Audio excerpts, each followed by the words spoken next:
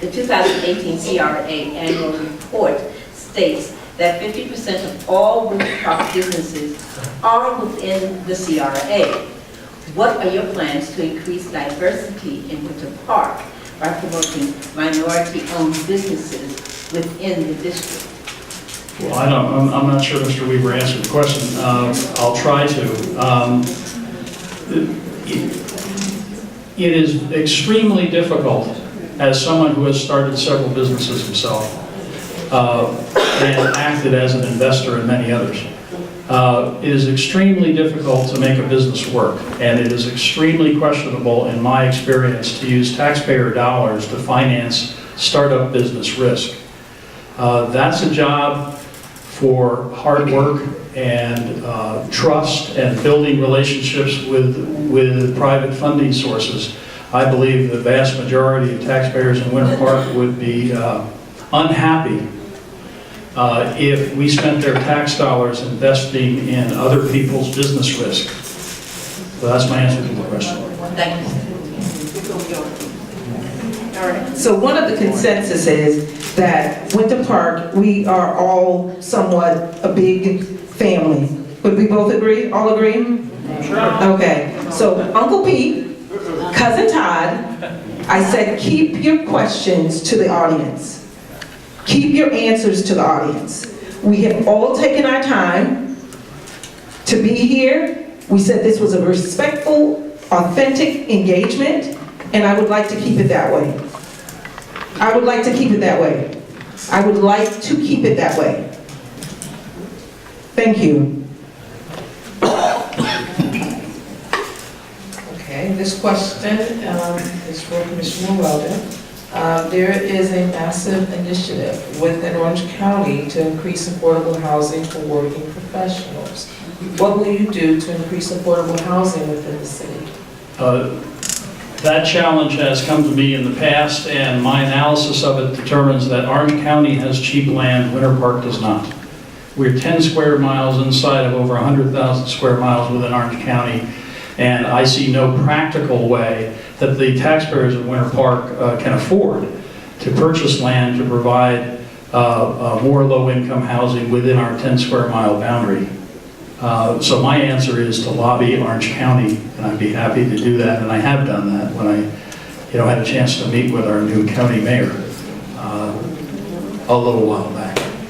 So that's my answer to that question too. I don't think it's a practical reality that we can do that in Winter Park, and I don't think the taxpayers would accept it, frankly. Well, I think we have many examples that would dispute what Mr. Weldon said. Habitat for Humanity has almost 60 homes here. The Land Trust has also done it. I realize that the real estate is getting more and more expensive, but a lot of that's due to allowing up zoning in single-family neighborhoods. Had we not set a precedence for that some time ago over the last 10 years, we wouldn't be in this situation right now. So if Habitat can do it, the Land Trust can do it, the rest of us can do it.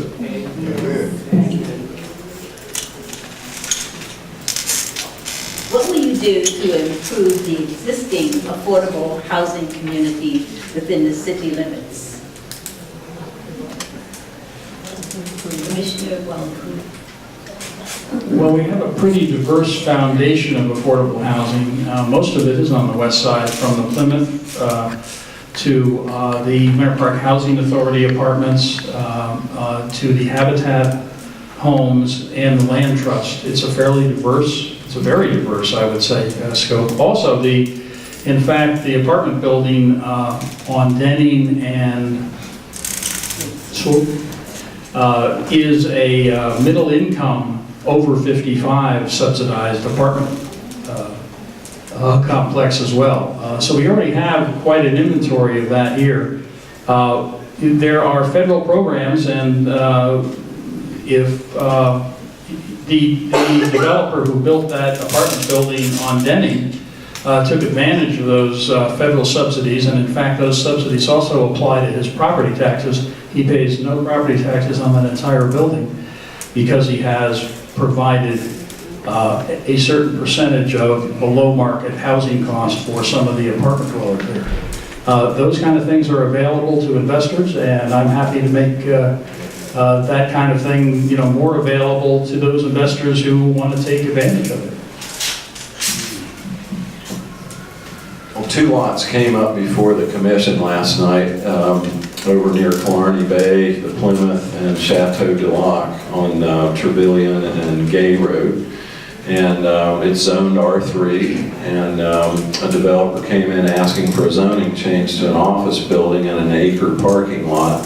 There was no support on the commission, and the applicant withdrew the request. But a lot like that is unique, and it would make a really good affordable housing neighborhood. And the Plymouth is already there and set a precedence.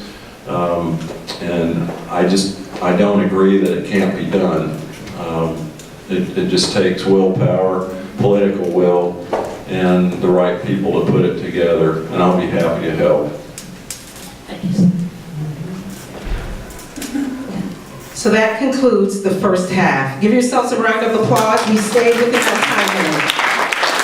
Thank you both. So we are now moving in, just to stay on time, because we're doing so well, we're going to move into the questions from the community.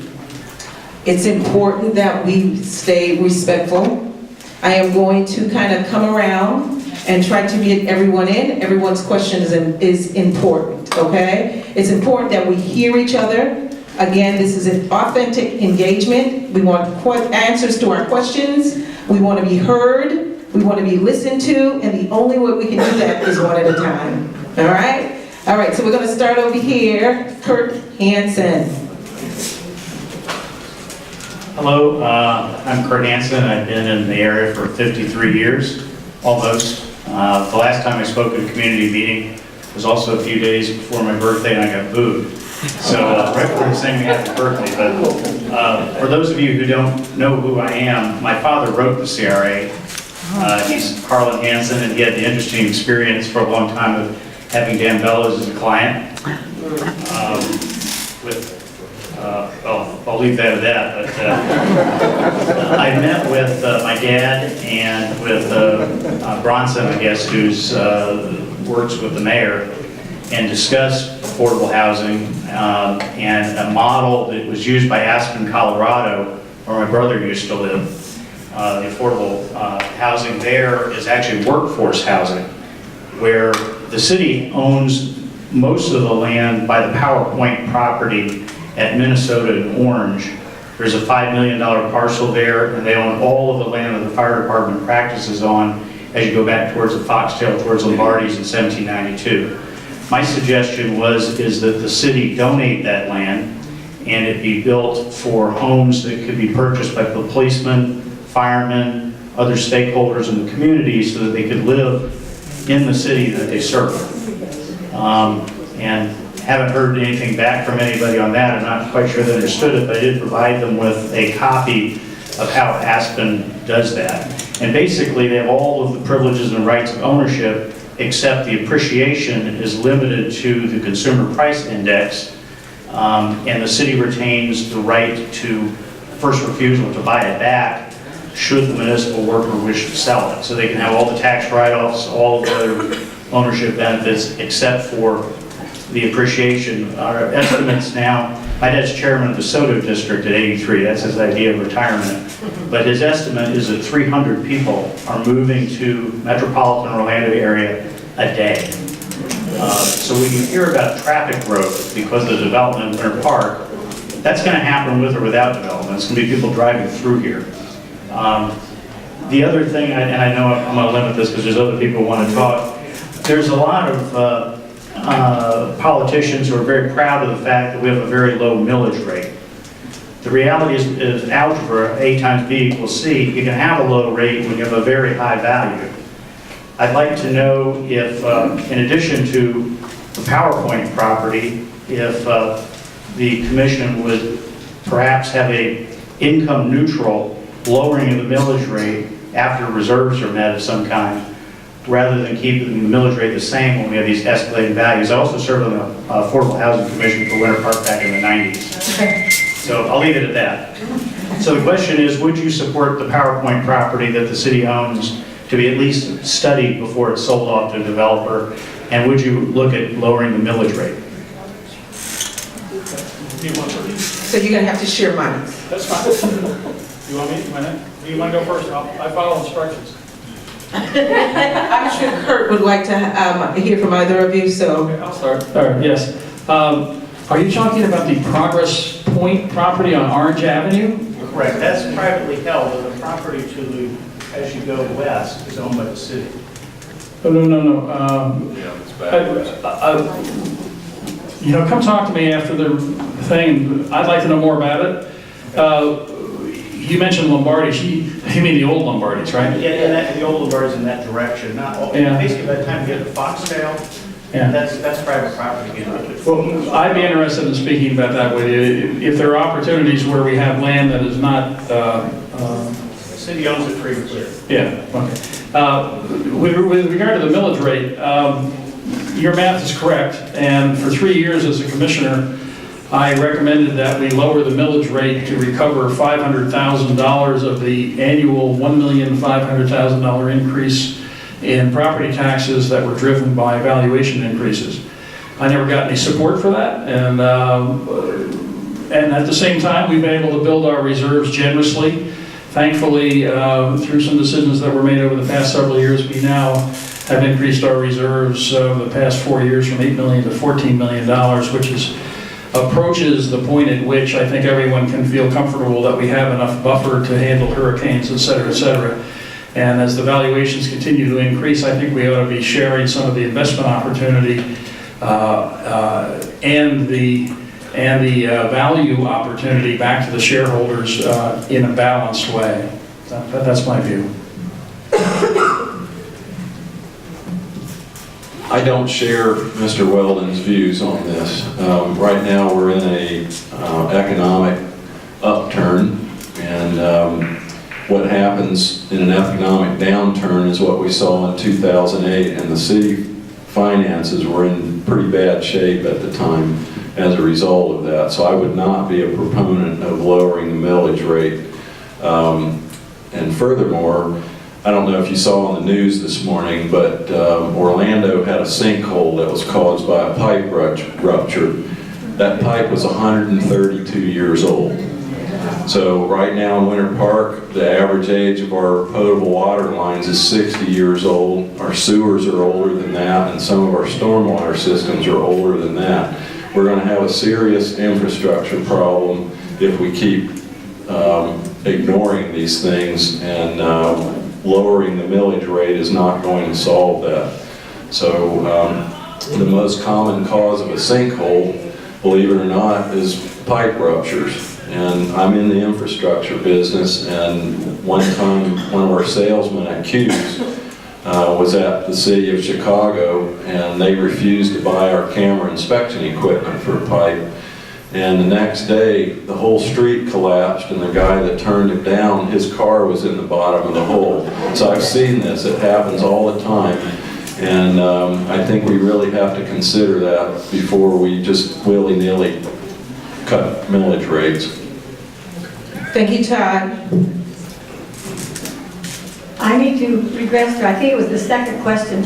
I didn't really think that either of you answered it satisfactorily, not to me anyway.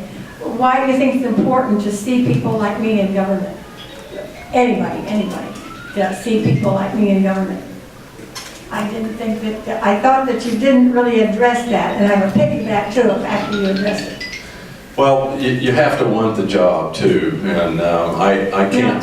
Should we clarify the That, question? yeah, why is it please. important that people see people like them in government? People of color. People of color, people, old people, Okay. young people, people of color. We're referencing people of color, exactly. Why is it important that people of color see people of color in those decision-making positions? Why is it important to you? Why do you think it's important? Well, I think more importantly is people of color, anybody should be able to approach their elected official regardless of the color. So if an official is not approachable, it doesn't really matter what color they are. But anyone that wants to run, I encourage it. It's a tough job. It can be very thankless sometimes, and Barbara stepped up, and I hope she does better the next time.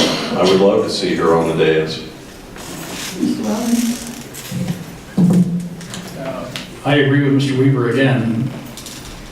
Okay, well, piggybacking on that, I heard you mention about the CRA fund, that you haven't seen very many people of color they have access to funds to do things like paint their houses. I see a correlation there. When you don't see people in the position of making is in the position of making decisions, when you don't see people there like you, you're not really that interested. And you almost think like, well, they've got another agenda. I know you're looking puzzled, but that's part of the problem. I'm sorry, I'm a Southern white girl. I shouldn't be me, but I feel that. I see that. I've seen it all my life. I mean, I can't imagine when a mother of color with a son being fearful for his life every day. That's just something that wasn't in my reality that I really understood. And I think that's where we are. I'm sorry, I got way off. But I just don't think you really answered the question. People like me, seeing people like me in position of making decisions about my life. And that's important, really important. No need to be sorry. No need to be sorry. Thank you so much. I live at the Plymouth, and Uber didn't work. They don't like to come to us. They don't like us because they have the carts and everything. So Uber isn't the last mile. This issue isn't the last mile there. Sorry. Okay. All righty. So more questions. I'm coming. To make sure I tell you about IGN, there is a private taxi service strictly for seniors, so make sure I tell you. Anyway, I have a question, but I want to make sure everybody knows that the library cannot give a community review of the design for the new library, but because I was an advocate for the library, I was given one a couple weeks ago. And so any individual that wants to check with the library, they will give you a review of the designs. They have about 20 big things with the design. You will be so impressed. The efficiency of the way you stack the books is different. I told my daughter-in-law, who has a 2 and 5-year-old, with my 50-year-old husband that has a 50-year-old son, and I said, you need to go over there. It is so fabulous. Anyway, my question is, please explain how the Sentinel and Orlando Business Journal could print a story about a fancy hotel at Lake Killarney that has not even applied any paperwork to city staff. Because I asked Jeff Briggs, and he said, no, they have not even applied for anything. But yet it sounded like it was a done deal. Nancy, would you like to go first? You. So the attorney that represents that developer did come before the commission not long ago talking about the site plan. They did not show the scale of the building, but they talked about closing down the streets and the location and which houses they were under contract for. So, and this has happened with the Orange Avenue development, where the developer disclosed such information to the Orlando Business Journal, and a few of us here in Winter Park saw it. That's just the way things are. I don't care for it very much, but I wanted to say about the library. I had a meeting with the interim library director, Cynthia Wood, and 2 of the board members the other day, and we talked about how much the library staff liked the new layout of the library. So if you look at the library building, it's a square or rectangular building, and I said, so it's on 2 floors, right? And they said, yeah. I said, so this is what the first floor looks like, right? And they love that. I love that too, because I voted for a new library. And I said, now the second floor is slightly bigger because the walls are canted. And they said, yeah. And I said, and they like that too, right? They like the layout of that. And I said, that's what I want too. If the library staff likes it, I'm gonna like it too. But the fact that the walls are canted like that and they're overpriced by $10 million, I have a problem with that. So make no mistake, I am a proponent of a library. I am not a proponent of this design. We can't afford it. It's way over budget. And this is just another example of abuse. And we need to get our government back to being transparent. And having developers show outside parties what their development's going to look like before the commission even sees that, that's going to be a little bit of an issue for me as a commissioner. I don't think that's fair. Thank you. So, I get the answer. Do I get as much time? You get the same time. Thank you. 25, and they won't go off when you're older. Thank you, Mayor. Thank you. I don't know why the newspaper, prints what they print, but I can tell you that when that developer came and asked for a special meeting of the city commission, no one on the commission endorsed any aspect of it, and I specifically noted, and it's in the recording, that it was entirely out of scale and would set a ridiculous precedent, so it's not going to happen. With regard to the library, I'm afraid Mr. Weaver has a very strong point of view that's founded in a large misunderstanding. This is going to be a contentious thing for the next 2 weeks. We have a design, we have a budget. The fundamental delivery of the library as designed and the civic center as designed is within budget. The extra $10 million is for $10 million of extra stuff. And if anybody read that the TDT grant application, you'd understand that. It is not going to be financed with general tax funds. If the TDT does approve it, it will be a valuable asset for the residents of Winter Park that will enhance what we're paying for with our $30 million. I think it's absolutely abhorrent for a candidate to recommend that we kill a project and throw away millions and millions of your dollars. I think that's a travesty. And I'm going to fight for it for the next 2 weeks and for the next 3 years, and we're going to have a wonderful facility that's going to meet the needs of our children and future generations, and we're going to really be proud of it. Thank you. thank you. LaWanda?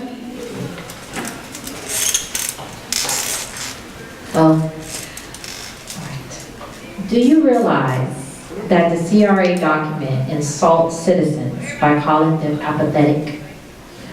Would you agree that insulting taxpayer citizens while you spend their taxpayer money that's green and not black is not okay?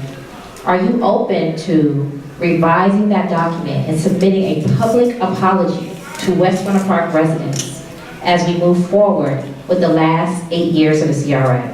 Progressive language sets a tone for progressive thought.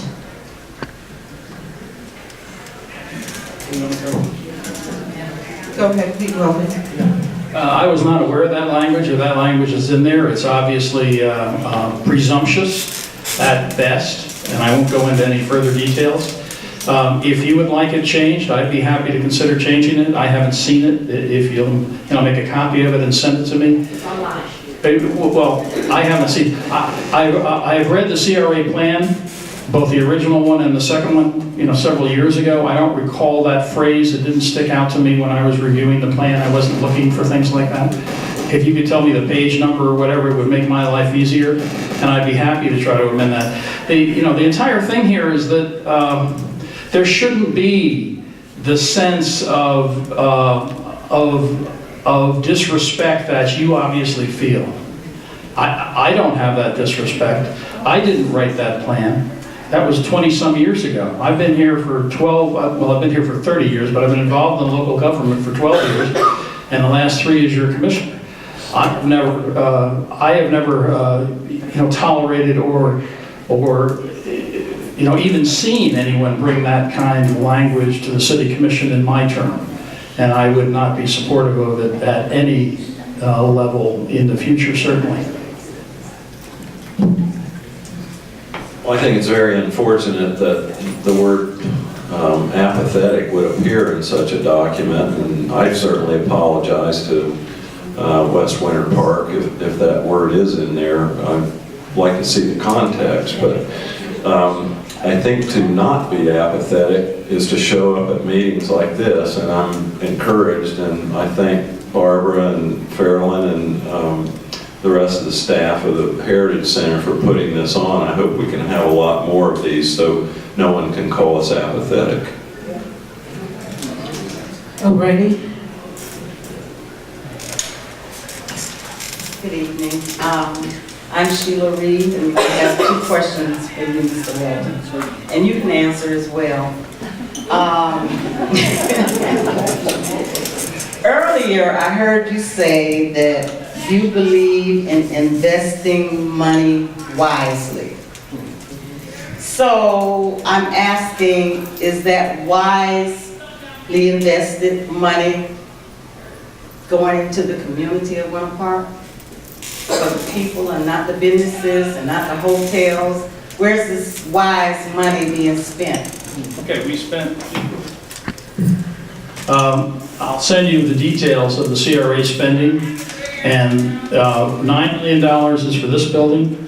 The city took $1 million of CRA funds and established the land trust. The CRA and I believe direct city funds were used to purchase some of the lots. Joe would remember this better than I. Of the 40-plus lots that were given to Habitat, there's a small apartment at the end of Pennsylvania, I think it is, that was city-owned land that the city actually did a lot of the work to construct, I understand, hundreds of thousands of dollars worth of effort. Oh, sorry, Joe. There's also numerous programs. Every year we spend thousands and thousands of dollars in the CRA for the small business program, for the facade improvements, and all you have to do is come forward and have a legitimate plan, and it's there for you. So I don't know what else we can do. If you have other specific allocations of the CRA money you're interested in, bring them forward. But I was just making a remark to your remark. You said wisely invested. Well, I think it's a wise investment. Okay, but Or I don't support it. I don't see them as a community person in the community, and I know others as well. I don't see anything but businesses being built in residential areas. I see businesses. I don't see anything to help the community. I don't see any more apartments, for senior citizens. I see one, but there's a lot more senior citizens in the city of Winter Park. Okay, I just don't see it. I'm sorry about that. You're standing in it to a large extent. It's not residential. I don't see anything that's being done for the residents. Okay. That's just my opinion. Were you specifically talking about the Canopy project or the CRA I'm funding speaking in about general? all the Canopy project. I'm just totally confused on that. There's a lot of why this and why that. I just don't agree with that at all, but I'm only one person. Well, I agree with you. I wanted a library and a parking structure. Right. And now the proposal to make up part of the shortfall for this Canopy project are the parking lots. And they're going to use CRA money for parking lots to plow down a bunch of trees, knock down another building to put in enough parking for this convention center that we didn't vote for and the voters didn't approve. Right. Okay. So, let me say one more thing. So when the city took by eminent domain some homes where the water treatment plant is, behind the public safety building, they built that apartment complex at Railroad in Pennsylvania, and I think that was a very good use of CRA funds, and I think we can do that again and again. with a little willpower, a little political will, instead of a lot of developer money. Yes, I agree. Okay. Maria? Good evening, and thank you all very much, Pete, for coming out, and Todd. I keep hearing that word CRA, and you asked me questions, so now this is my question to you all. I'm very factual about this. That word empathetic or apathetic, this has been used with the leadership in the city of Winter Park. How do I know? There's panels that we have set on with the mayor, certain commissioners, and certain things. There has been a very tainted view of the West Side residents. And the tainted view is, you don't know, so I'm going to help you out, is we're not educated. You send your young off. If you want to empower your community or the West Side, why don't you make sure you educate your young and make sure they come back to the community and help aid the community to build it up, to strengthen the community. Now, I'm one that's a huge advocate for my community. I sit on Hemphill Square Community Land Trust Board, used to sit on Casa Feliz because it was about the preservation of historic homes. We know that whole ordeal that we had to go through, a long ordeal. Now the CRA, I was so glad that the gentleman spoke up and said his father originally wrote that, because now I understand how Dan Bell's name has been written in there. I am an applicant of the CRA and have been denied. I have sent emails to the mayor, the city of commissioners. I have not gotten a response from you guys. In May, it will be a year. It will be a year. Driveway, painting, certain things I applied for with the exterior of my home. And I did get response from one young lady, even the underground wiring and the light, to tell me that the light should not go on my side of the street because the city thought it was better to upgrade the opposite side of the street, which Dan Bellows, that I understand your dad, helped with that CRA plan. So it is not happenstance that all of this is happening, and that there's not a leadership that represents myself. I'm young, and I'm an entrepreneur that have tried to come and establish youth programming with the CRA, with your employer, Laura. Where are these kids? You don't know who she is. She's a CRA coordinator. Laura, I don't know her last name. But where are these young people able to get jobs? How is it that we had Valencia College that had a scholarship program for any kid in the West Side to make sure they go and get 2 years, but not one person, Laura, because she's been there for quite some time, has not advocated for these kids? They don't know. So a lot of what you're saying, my question, when do we respect the voice of even one citizen? It doesn't have to be 90%, 85%. When we have senior citizens that you are building garages in their backyard, you would not do that on Palmer. When do we respect as a leader, and I understand leadership very well, when do we respect the one voice of 2, 3, 4, 5 people to say, no, this is not okay? And you continuously upzone and upzone. It is continuously done. It is not done everywhere. And we have written, we have had a lot of people come, but we have not been heard. Thank you. All right. So we have about 5 minutes left. There was a question in there, and there are more questions. I have a question. Okay, all right. My question is for both of you. The Winter Park Housing Authority, the Meadows. I hadn't been down that road in a long, long time. See, I was born about a block away from here, but I can't afford to come back here. I live in Mount Dora. But I love this city, so I come in, trying to preserve the history of this community. But I rode down one road and went by the Housing Authority, and it was like a third world country. There's no flowers, no nothing, you know, just, I mean, how can we, you got America Bloom coming later this year. You know, all of the streets got beautiful flowers, flower pots everywhere. You know, so what can be done about that? Is that in the budget for the Housing Authority? Is something the city can do? I know they're not in the CRA. Are they in the CRA? So why can't we make, you know, just because you're low income and poor, doesn't mean you have to live in places that look so deserted. You know, and people come home after working 2 or 3 jobs, and they come in, and they don't see anything that's pretty.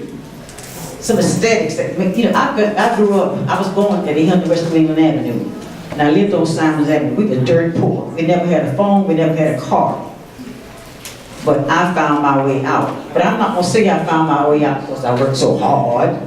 People helped me. People helped me to find my way out. And that's what I expect the city to do, to help people to find their way out of here. So tell me, what are you gonna do about the Winter Park Housing Authority and that neighborhood next door, the Oaks, that looks like, I don't know what.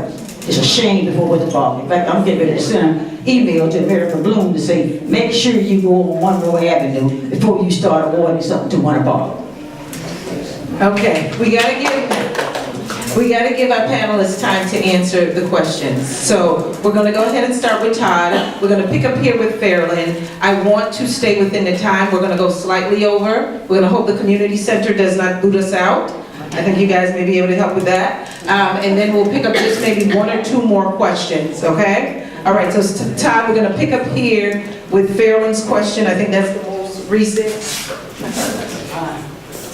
There's a lot in there, so.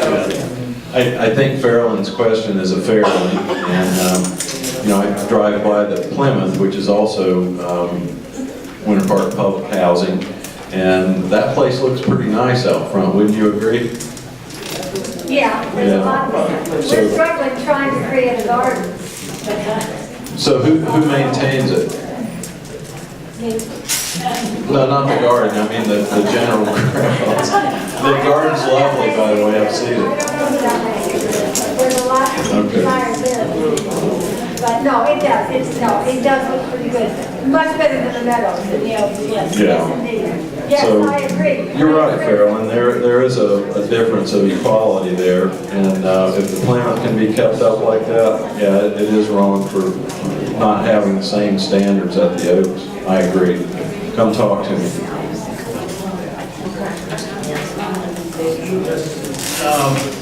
The city does not spend taxpayers' dollars on landscaping of private property, and that's private property owned by the Winter Park Housing Authority, actually owned by Orange County Housing Authority. We get absolutely nothing from the city of Winter Park because it's run under the National HUD program that sends money to the state and then to the county, and they're financed entirely by the county's by the county's housing authority. Yes, it's in the city of Winter Park limits, but it's private property. It's in the CRA, but it's private property. The CRA spends money on flowers within the right-of-ways, not on private property. No, ma'am. Okay. Forrest had a question? Thank you. Thank you, Forrest. Barbara, I'm so happy you're putting this on. Thank you, You and your Forrest. friends.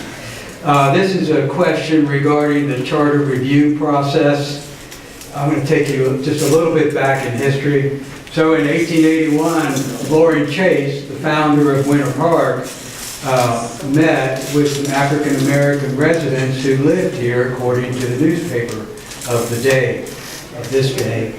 And they agreed to a plat plan, 1882 Winter Park plat plan, which included Hannibal Square as a viable community. Distinctly different sized lots, smaller lots, but a viable community. And those residents, those African-American residents were here before Loring Chase was. Okay, so he included them in the plan. The question I have regarding the charter review process is, would you please consider having within the Hannibal historic community that predated Winter Park, would you consider having a Hannibal commissioner elected from within the Hannibal community as it's currently platted to go into the charter review process as a discussion item and include Barbara Chandler as the appointee? Let's just stay focused. Let's just stay focused. So I guess the question is for you guys. Does that sounds like single-member district for us? No, it's not. It's not? Okay. It's a historic Hannibal community that was established in 1881. Okay. So are you suggesting or requesting that the committee be enlarged to include such a person? That the commission be enlarged to include a Hannibal Square community resident elected to that position. Elected to that position? Elected. Who's going to elect them? Elected within the Hannibal Square community. And if you don't know what that is, I do. Well, the current, no, but it's not that I don't know the boundary of the community.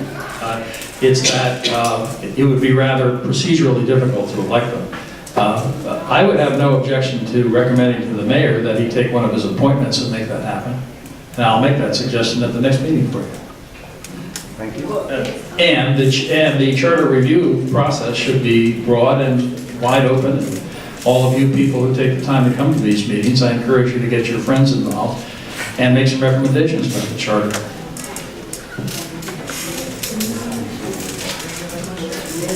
I agree that it would be procedurally difficult, but I think it's fair too. And, you know, the example I had earlier where we had a couple of extra members of our Lakes Board from Lake Killarney, even though they weren't in the city limits, what we did affected them, and obviously what the commission does affects the Hannibal area.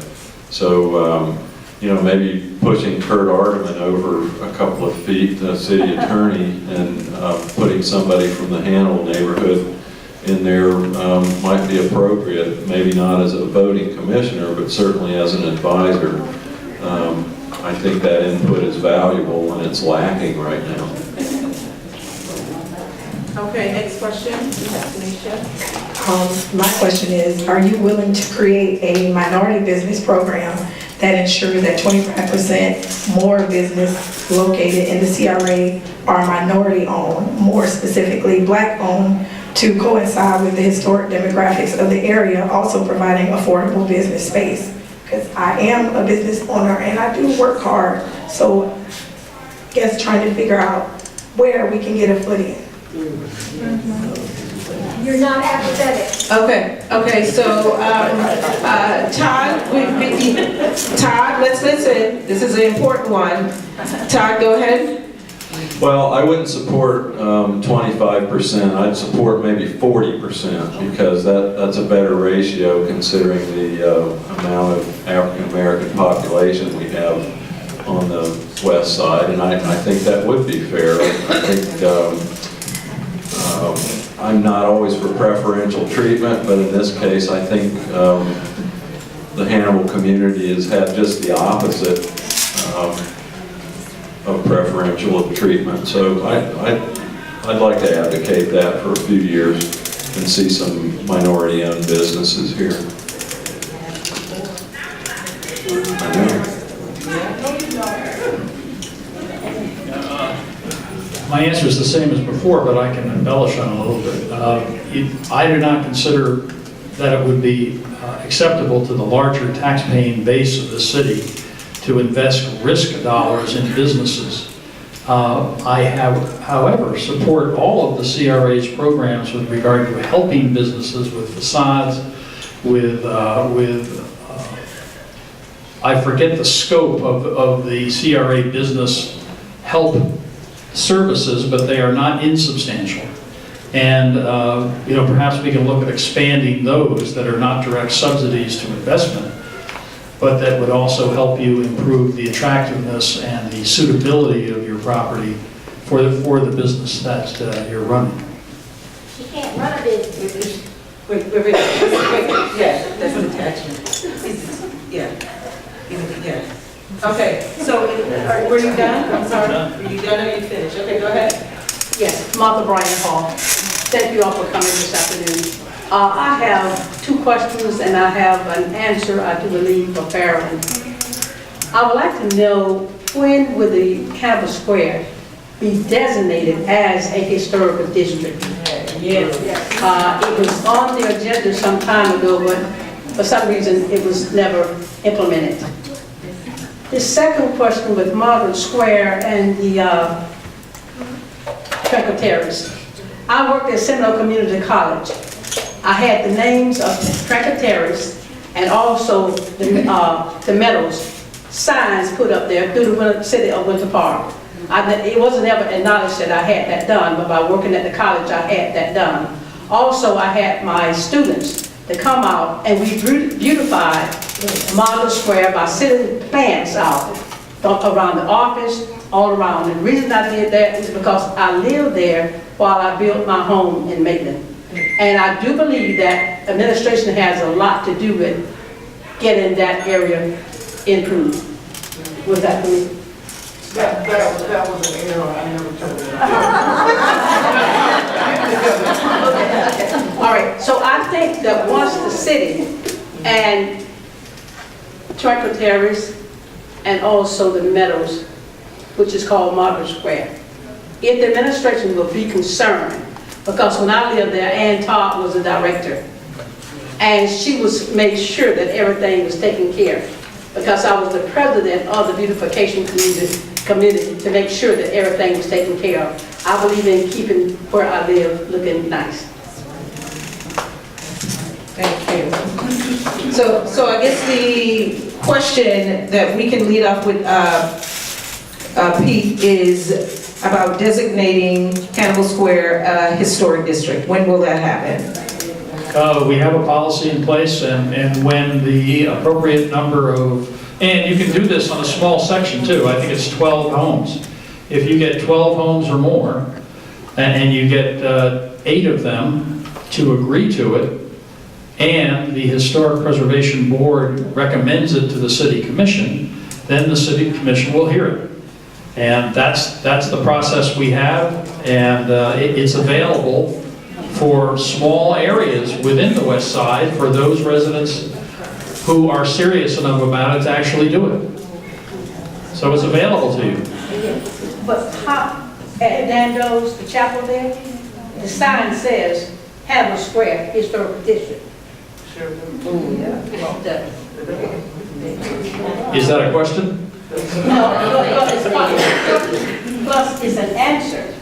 Because if it's designated, if he can have that sign at the chapel saying that Hannibal Square is a historical district, and then the city is not acknowledging that, something is wrong. Well, I think you probably understand the difference between a real historic district and real estate marketing. What I mean is that what Dan Bellows is doing is naming something for his own purposes, as opposed to a real historic district that you want to create. Right, but to generate CRA money for his project. That doesn't happen that way.